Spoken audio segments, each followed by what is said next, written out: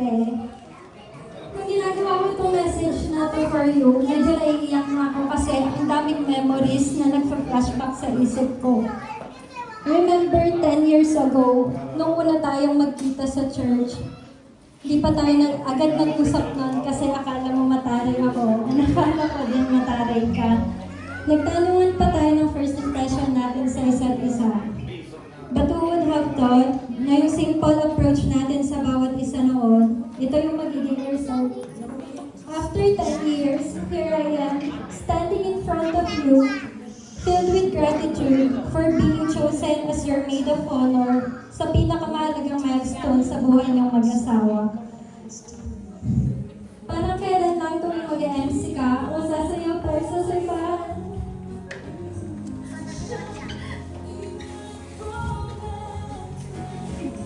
Tinatanong mo ako lagi na, Ate, anong itsura ko? Okay lang ba? Ate Sarah, kumusta yung suot ko? Bagay ba? And just months ago, ang tanong mo na sa akin is, Ate, okay lang ba yung makeup ko? At yun ay para na sa preparation ng kasal mo. I'm really grateful for this kind of friendship na meron tayo. Kahit nung dumating na si Jeff sa buhay mo, na alam kong meron ka ng matatakbuhan every time na may problema ka, meron ka ng makakausap sa tuwing malungkot ka, meron ka ng makukwentuhan sa tuwing masaya ka, at meron ka ng pwedeng hinihan ng advice sa tuwing may doubts ka. Pero hindi ka pa din nakalimot. Pinaramdam mo na malaking parte pa din ako at kami sa buhay mo. Kasi every time na may nangyayari sa life mo, good or bad man yan, isa pa din ako sa mini-message at tinatawagan mo. And I will always be grateful and thankful for that, babe. And I promise you that no matter what, I will always be here for you.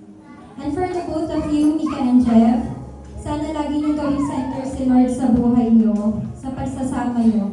May your love continue to grow deeper, and may you always find strength in each other, especially during life's challenges.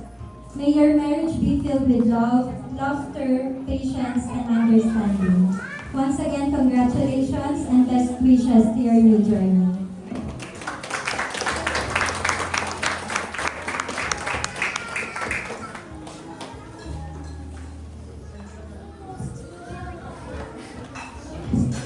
Thank you, Maid of Honor. Ngayon alam na natin bakit siya ang Maid of Honor. Hindi po ba? Ngayon naman, bakit ito ang ating best man? So, tinatawagan na natin siya. Ano po pangalan natin? Mr. Michael Macaray.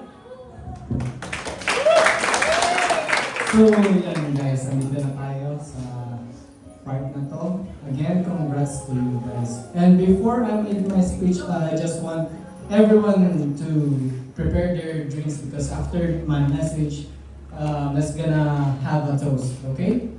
So, ayun na nga. Kala niyo, di ba prepare? Bale. Okay. Just like what I told you guys way back 2019 Freedom Days.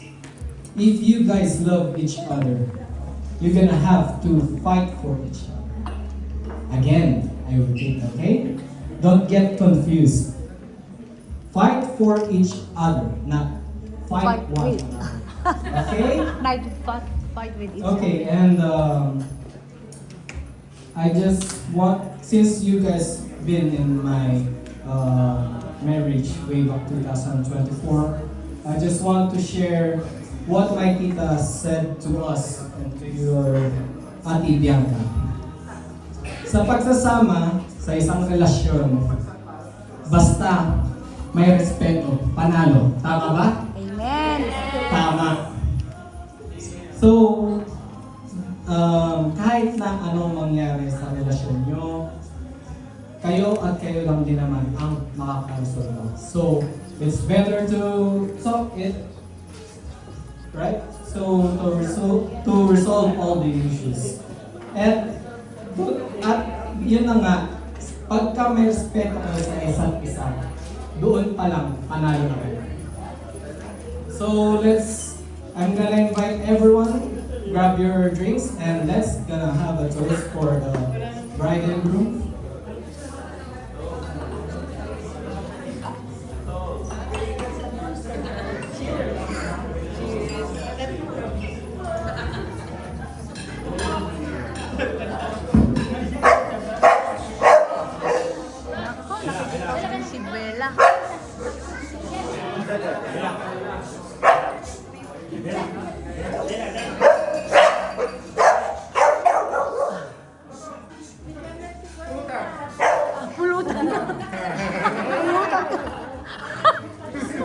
Pulutan ka rin aso.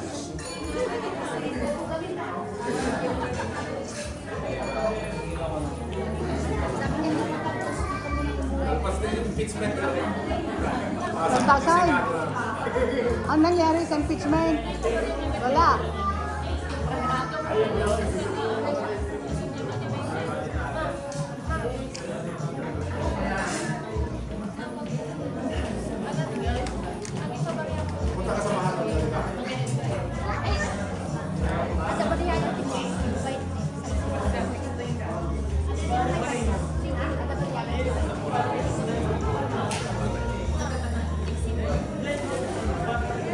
Wala, bariya nga. May English and Remote.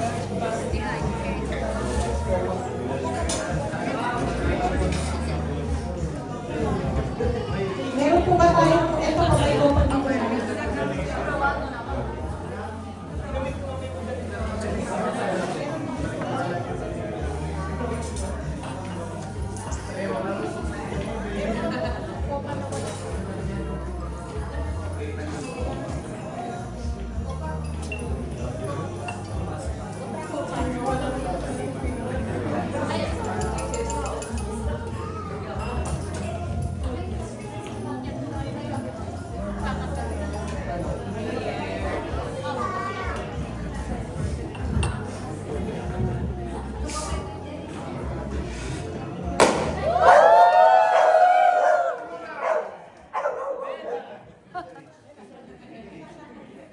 Parang Isabela, ah.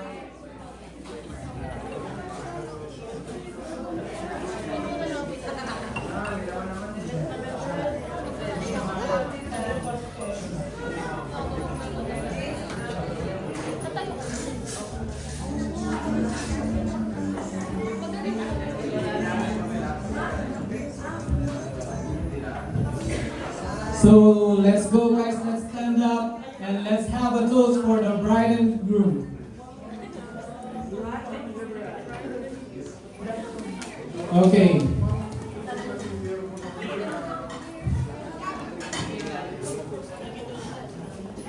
Raise your glass, come on.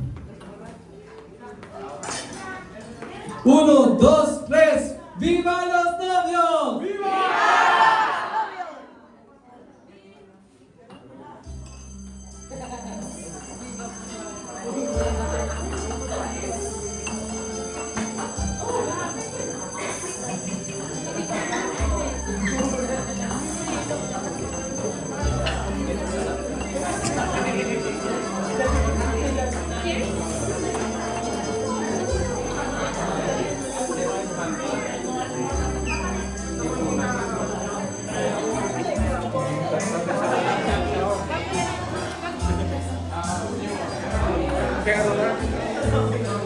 So after po ng toast ng ating novyos, nadako po tayo sa cake cutting ceremony. At next po, kung pwede na mag-prepare all the single ladies. Alam na this, kung ano gagawin natin. Single ladies po, names.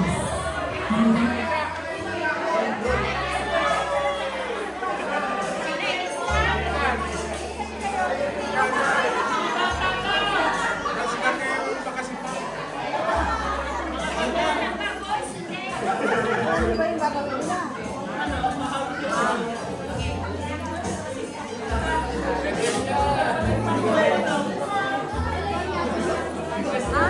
Natawagan po ang best man and the maid of honor para i-assist po ang ating bride and groom para sa ating cake cutting ceremony.